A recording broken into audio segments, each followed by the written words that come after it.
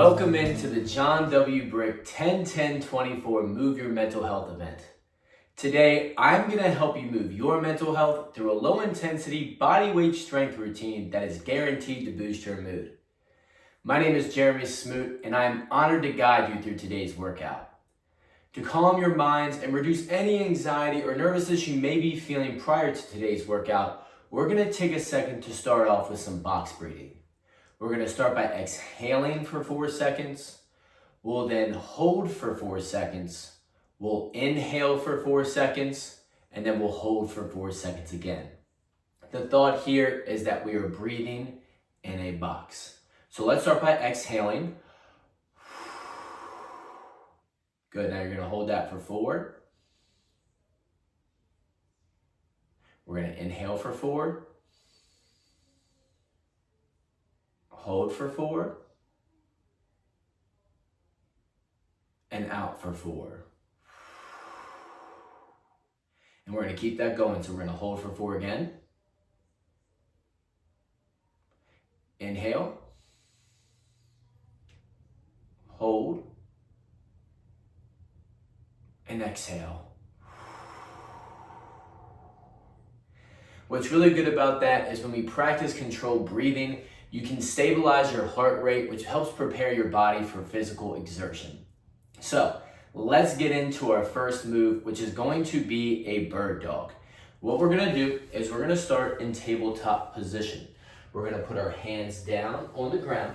Okay, we want to make sure our wrists are directly underneath our shoulders. From here, we're going to take our right hand out, and as we do, we're also going to bring up our left leg.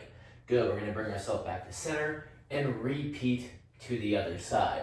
Now, this exercise is great because it focuses in on balance and coordination, which is also really good for sharpening our mental and our focus. Good, let's make sure we're breathing. You want to make sure you're exhaling as you're coming out, inhaling as you're coming back in. Good. We'll do this a couple more times.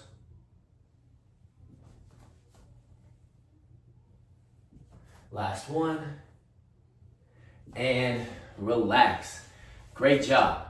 Okay, so the next thing we're gonna do is some side lying legs lifts. This is gonna help our hip mobility and our strength, which should hopefully reduce some anxiety around physical limitations. This one's very important to me because I struggle with hip mobility, and I know I always feel more confident after I complete this exercise and then go into daily life.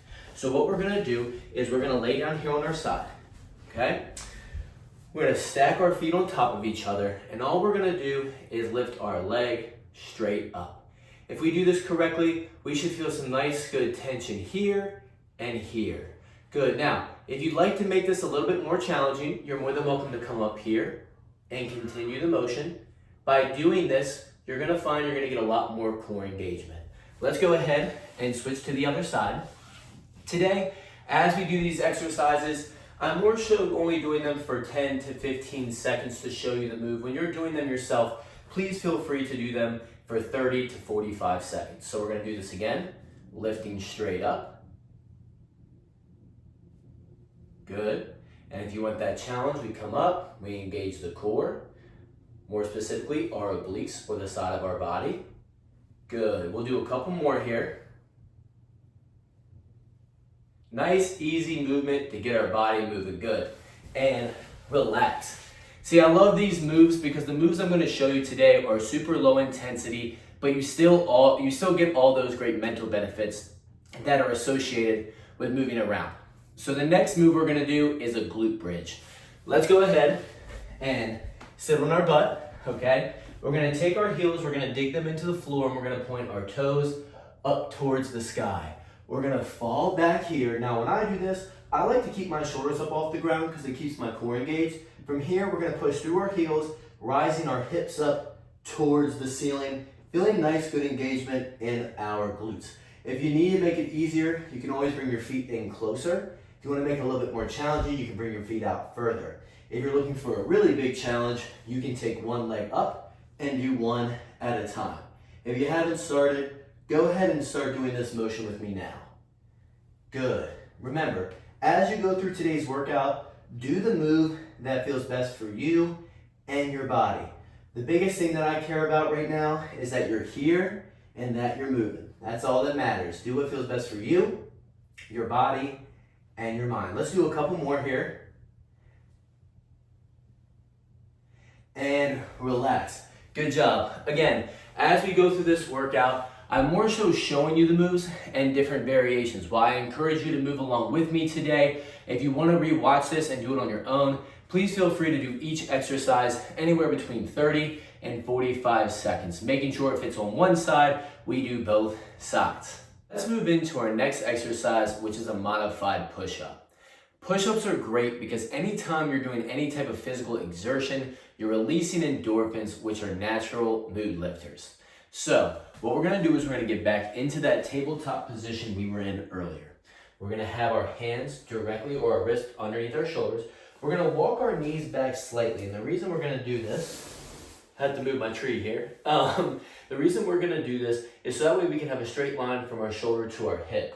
We wanna throw our hips down towards the floor, making sure that straight line continues, but what this allows us to do is to make sure we're getting the most optimal tension on our chest and our triceps. So here we're gonna brace our core, we're gonna let our chest fall towards the floor, and we're gonna press that floor away from our body. Let's go ahead and do this now. Now I'm sure you all know if you wanna make this more challenging, you can just come up here on your tippy toes and keep the motion going. If you're someone who says, hey, I really wanna push myself today, but I really can't do a full push-up, that's okay. Try starting here up top, falling all the way down, and then using your knees to press yourself back up, or having your knees down on the ground to help you push yourself up. Let's do a couple more of those.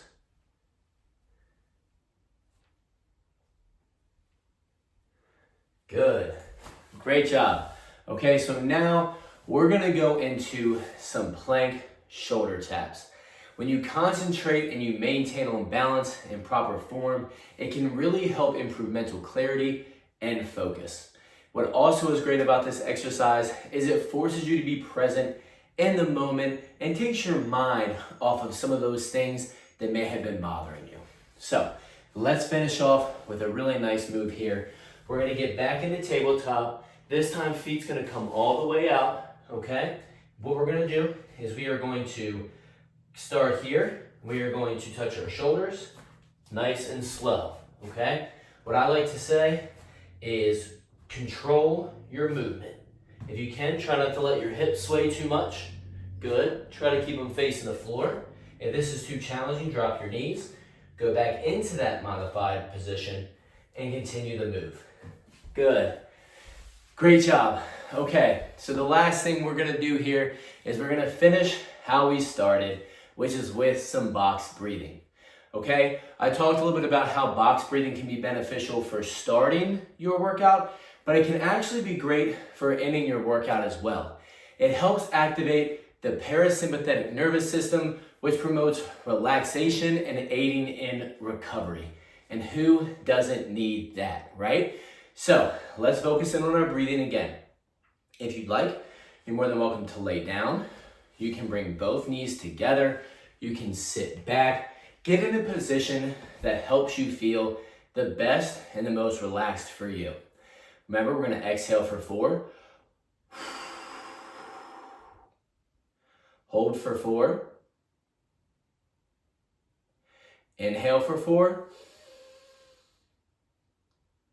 Hold for 4. Exhale for 4. Let's do it one more time. Hold. Inhale. Hold. Exhale. Great work. So there you have it, a nice simple 10-minute routine you can do anytime, anywhere to boost your mood. Thank you so much for coming into the John W. Brick 10-10-24 event and showing up for yourself today.